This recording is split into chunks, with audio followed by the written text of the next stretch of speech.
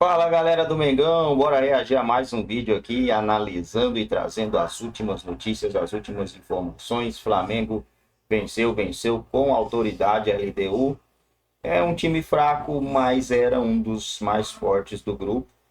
E o Flamengo não deixou os caras respirar. Acredito que contra o Táchira virar com o time reserva, tem tudo para ser a maior goleada da fase de grupos, eu acredito. Começa com o Flamengo. O time ganhou da LDU com tranquilidade. Agora, com uma vitória simples na última rodada, garante vaga nas oitavas da Libertadores. Uma fofura a dona Laurinda. Quer dizer, nem sempre. Eu sou a vovó da mureta. Onde mais ela iria comemorar o aniversário de 73 anos? As gêmeas Luísa e Laura, exatamente 50 anos mais jovens, tiveram a mesma ideia: celebrar em noite de liberta. Tá sendo o melhor aniversário da minha vida. Aniversário em estádio, em vez de bolo e docinho, tem unha no cardápio. Festa tensa. E na decoração, um urubu gigante para intimidar a LDU. Enorme, assim como uma multidão de mais de 65 mil pessoas. Num jogo da fase de grupos com jeito de mata-mata. Uma derrota seria o ponto final para o Flamengo na Libertadores. Mas o domínio rubro-negro, desde o começo, já sugeria um desfecho diferente. E o preciso escanteio de Luiz Araújo encontrou a cabeça certeira de Léo Ortiz, com apenas 9 minutos de jogo. A primeira meta de um zagueiro é a gente sair sem levar gols. Acho que isso é o mais importante, é o nosso primeiro trabalho ali. Mas a gente também tem uma oportunidade ali nas bolas paradas de ir na área, e hoje a nossa bola parada foi muito boa. O placar magro não refletia a superioridade do Flamengo, que finalizou 13 vezes no primeiro tempo, contra apenas uma da LDU. Podíamos ter tido um pouco mais de tranquilidade para fazer mais gols no primeiro tempo e ter uma vantagem mais tranquila, mas Libertadores é isso. A torcida ainda estava apreensiva porque faltava um gol para o Flamengo entrar na zona de classificação para as oitavas pelo saldo. Aí, um jogador que ficou 14 jogos sem marcar desencantou. Depois de muita insistência da Valentina. Tava com saudade, a minha filha vinha me pedindo sempre em casa para fazer um gol para ela. Mas antes de chegar ao gol do Luiz Araújo, precisamos falar do Alexandro. Ele infernizou a vida do De La Cruz. A LDU tem um também. Foi pra lá, pra cá, tentou de tudo, mas nada foi capaz de parar o Alexandro, que mirou no Bruno Henrique, mas o destino da bola seria outro. Depois do desvio, o lugar dela era com o Luiz Araújo. No jogo passado tinha saído, mas foi anulado. Hoje, felizmente, eu fiz esse gol. Mas o mais importante é o Flamengo voltar a vencer na Libertadores. Luiz Araújo ajudou a deixar a situação do Flamengo menos tensa. Basta uma vitória na última rodada para chegar às oitavas. Ainda temos mais um trabalho a fazer, que é contra o Táchira na última rodada, senão hoje não valeu de nada. Ah, valeu muito para quem já é uma veterana da arquibancada e para as gêmeas que viveram a primeira noite de Libertadores no Maracanã. 2 gerações celebrando o Flamengo e a vida. Como é que a senhora vai lembrar desse aniversário? Ah, com muita honra. E vocês acham que com 73 vão estar aqui também? Se Deus quiser. Eu tava olhando pra ela falando, vai ser a gente. Mostrar para você a classificação do Grupo C, lá. Central Córdoba 11 pontos, Flamengo e LDU tem 8, Deportivo Táchira 0, um tremendo saco de pancada. Na última rodada, se o Flamengo vencer o Táchira no Maracanã e o Central Córdoba perder para a LDU lá na altitude de Quito, a liderança vai ser decidida no saldo de gols, então é bom Flamengo ganhar do Táchira goleando, né? Luiz Araújo, a ação foi bem, participou dos 2 gols. Números de Luiz Araújo no Flamengo, 102 jogos, 15 gols, 15 assistências. O Pedro acabou ficando no banco, né? Depois do jogo, o técnico Felipe Luiz explicou por quê. Existe uma coisa que é a alta médica, mas não existe mágica. A alta competitiva, jogar a cada 3 dias, tá no nível dos companheiros, isso é outra história. E o Pedro não está no nível dos companheiros fisicamente. Eu sei que ele é o melhor e assim que ele tiver no mesmo nível físico que todos os outros, com certeza ele vai estar no campo, porque todo mundo sabe da qualidade do Pedro. Joga muito mesmo. Ó, dia 31 de maio, nós vamos conhecer o time que falta no grupo do Flamengo na Copa do Mundo de Clubes. A FIFA anunciou ainda agorinha. Los Angeles FC vai receber o América do México, jogo único. Quem ganhar passa, se empatar tem prorrogação e se persistir tem penal. Será que o Pedro vai ser titular no domingo, né? No clássico Flamengo e Botafogo, 6h30 da tarde, ao vivo no Premier. Gerson foi expulso, contra o Bahia tá fora. Clima no Botafogo melhorou, já são 3 vitórias seguidas. O time ainda tá sem a dupla de zaga titular, Bastos e Barbosa, né? E além deles, Savarino e Matheus Martins também ainda não jogam contra o Flamengo. O Botafogo que tem boas lembranças recentes nesse clássico no Brasileirão. Lembrar que ano passado foram 2 jogos, 2 vitórias do Botafogo, inclusive com direito a um 4-1 no Nilton, né?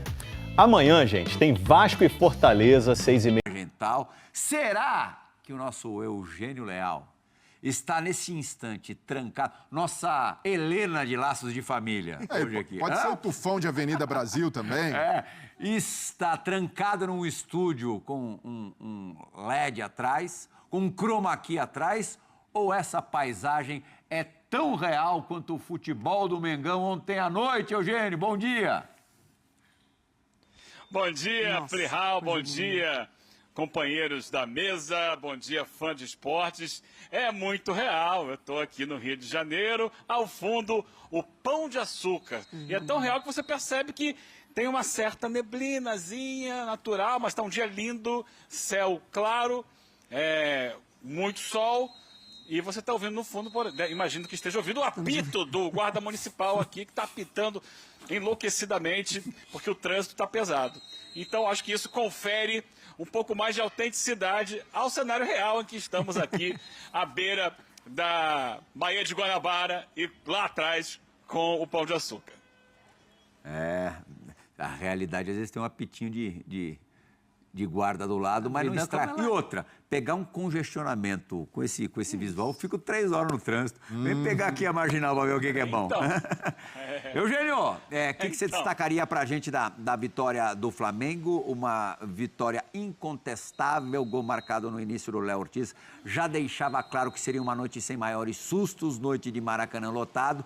O Flamengo que, se não vencesse ontem, teria se complicado, mas venceu com extrema facilidade e jogando um grande futebol.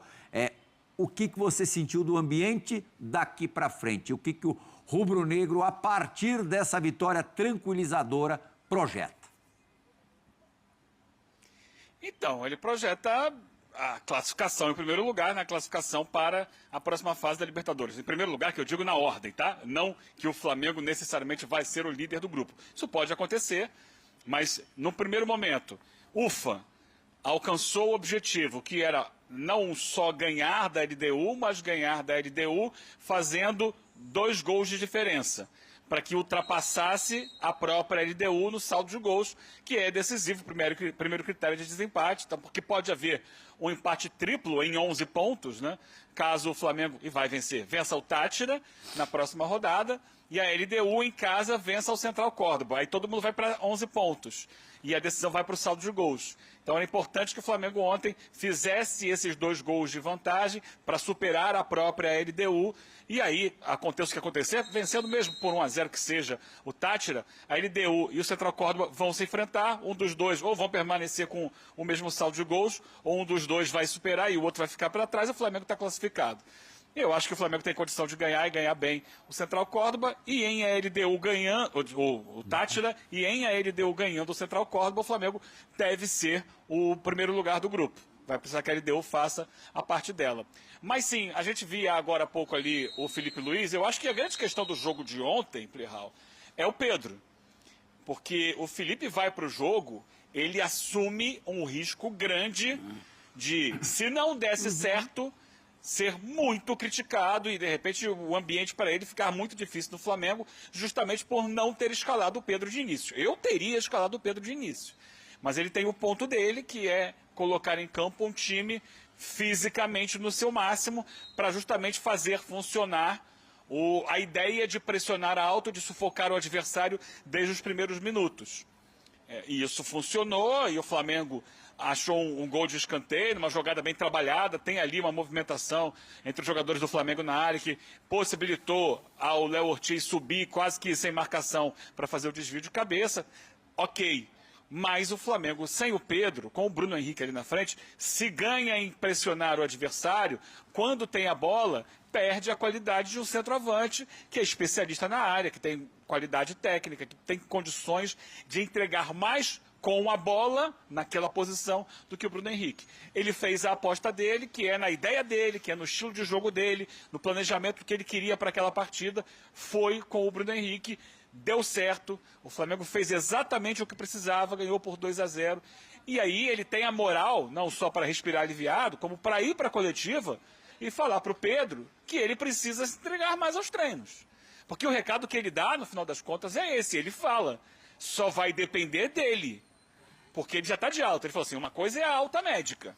Teve alta médica, ok, está sendo colocado no time aos poucos, ele já chegou a ser titular, ou seja, a iniciar algumas partidas, e até teve bom desempenho em alguns momentos, contra o Corinthians, por exemplo, o próprio Felipe Luiz citou ontem, que foi um jogo muito bom do Pedro, mas, pelo que eu entendi, ele, Felipe Luiz, quer mais entrega do Pedro para que ele possa estar num nível físico melhor e, assim, executar as funções que o estilo de jogo do Felipe Luiz pedem.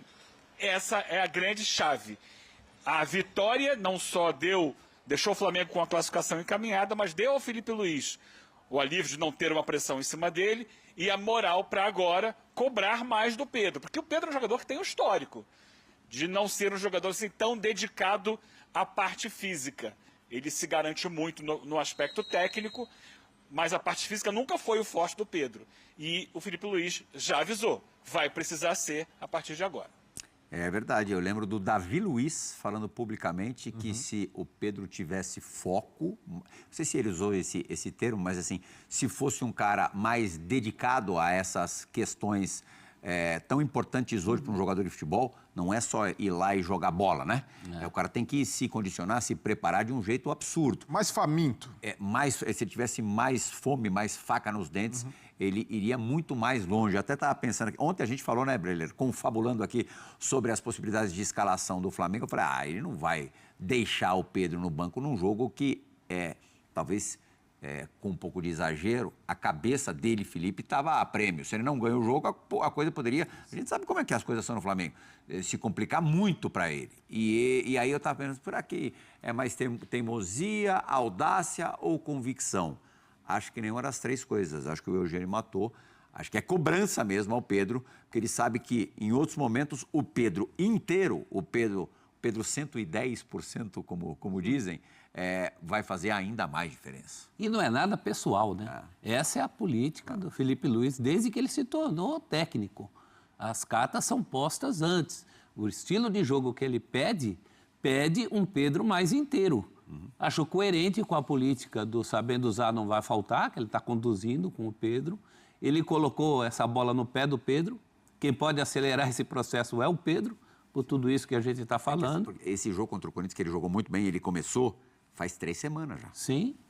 Quase 3 semanas. E de lá para cá, o Felipe Luiz tem avaliado que não teve a evolução que ele queria. Em 3 semanas ele podia, né? Devia. Tá tinindo. Que devia. Ele perdeu espaço. E no fim, tudo está bem quando acaba bem, não é verdade? O Flamengo mostrou desempenho, fez os 2 gols suficientes para pular no saldo, apresentou um bom futebol e, mais uma vez, o Felipe Luiz ganha a sua aposta. Foi uma aposta realmente, assim, arriscada. Falar agora é fácil, que deu certo. Mas no pré-jogo pairava essa dúvida, porque a gente não pode esquecer, o Eugênio trouxe isso aqui ontem, parece uma coisa óbvia, mas ontem uma derrota eliminaria o Flamengo. Era uma condição bastante no limite. Pode ia ser uma nhaca também. Também ruim, mas a derrota eliminaria o Flamengo e talvez colocasse em risco até o cargo do Felipe Luiz.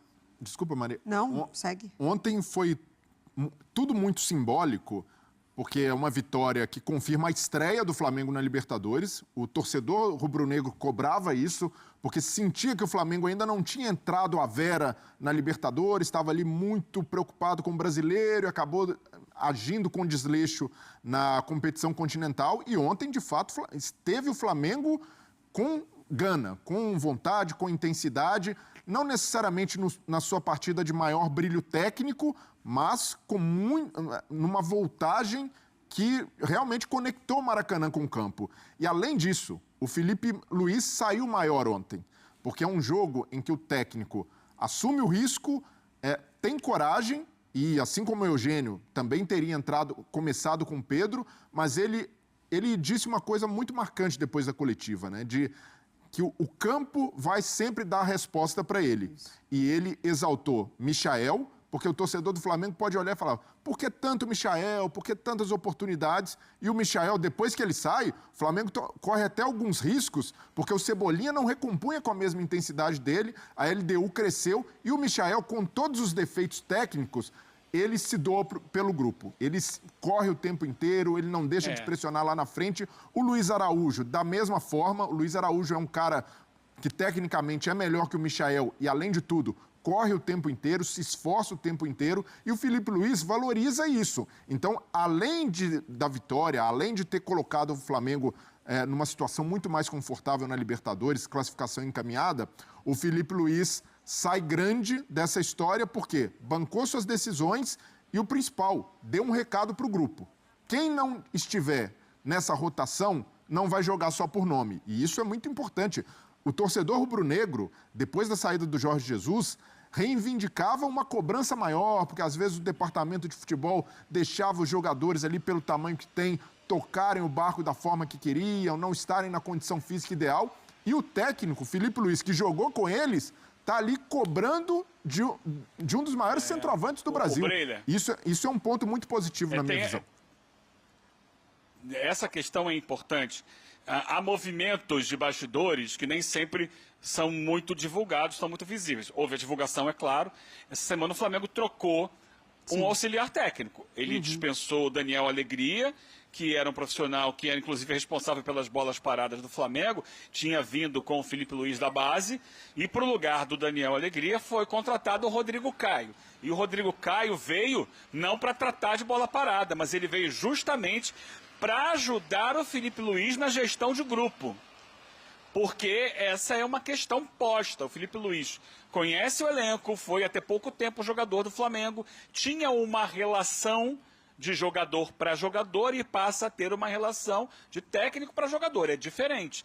Tanto que o Fabrício Bruno, quando sai do Flamengo, ele cita que ele e o Gabi, né, o Gabriel Barbosa, o Gabigol, ao saírem do Flamengo, eles dizem: agora a gente vai poder voltar a ser amigo do Felipe Luiz. Essa é uma dificuldade. Ao mesmo tempo que ele conhece os jogadores, tem boa relação com os jogadores, essa relação é diferente, é uma relação que agora é de um chefe. O técnico é o chefe dos jogadores, não é mais o parceirão do vestiário, da concentração, da viagem. Ele agora tem que ter uma postura que talvez ele tenha alguma dificuldade nesse relacionamento com alguns jogadores. Então, para isso chega o Rodrigo Caio, que também sai de um ex-jogador do clube que conhece alguns do elenco, nem tantos, né, porque ele já saiu há algum tempo do Flamengo, mas conhece alguns do elenco, e vai ter que ajudar o Felipe Luiz nesse trabalho do dia a dia de: opa, peraí, agora a gente não é mais colega, a gente trabalha numa relação de hierarquia, onde vocês são comandados por nós. Então, a minha leitura é que ele precisou de alguém para ajudá-lo nesse dia a dia, nesse relacionamento que é importante. Quanto ao Michael, ontem, instantes antes do segundo gol, o Felipe chama o Cebolinha e o Pedro. Eles já estão ali, prestes a entrar em campo, quando acontece o gol do Luiz Araújo. Por quê? O torcedor já estava irritado com o Michael. Não exatamente com o Bruno Henrique, mas com o Michael, porque ele estava errando muitas jogadas. E aí há a diferença. No final de semana, o Felipe foi perguntado na coletiva pela repórter Raíssa Simplício sobre o Bruno Henrique.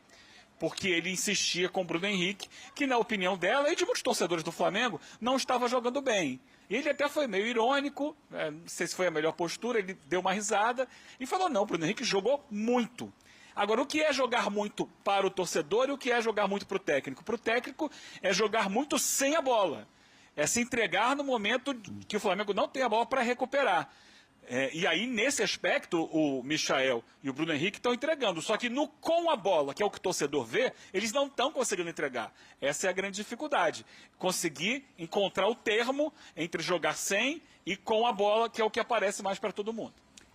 Sobre o Michael, o Felipe Luiz disse ontem que, de fato, ele nem precisaria falar, né? Está todo mundo vendo.